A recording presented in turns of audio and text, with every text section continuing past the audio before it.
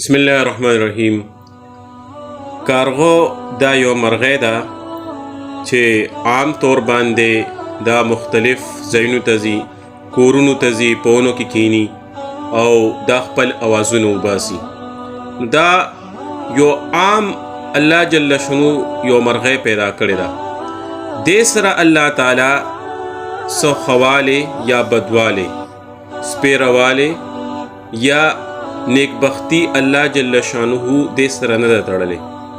زموږ عام معاشره کې دا خبره مشهوره ده چې کله یو کور ته کارغه راشي او په هغه کور کې اوازونه کوي، نو کور والا د هغې نه دا مطلب اخلي چې پته نه لګي څه مصیبت روان دی یا څه پریشانی راځي یا څوک زموږ کور طرف ته روان دي، ځکه چې کارغه راغی او سهار وختي اوازونه کوي.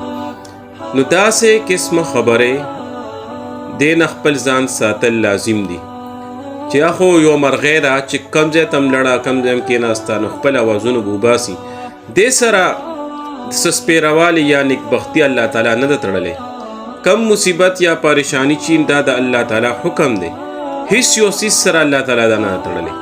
یا یو انسان وي چې سهار وختي مې په چا باندې نظر ولګېدو چې هغه سپیره مخ و، ټوله ورځ مې بیکار او په پریشانی کې تېره شوه. نو داسې قسمه خبرې د دې شریعت سره څه تعلق نشته او داسې قسمه خبرې د دې نه منع راغلې ده.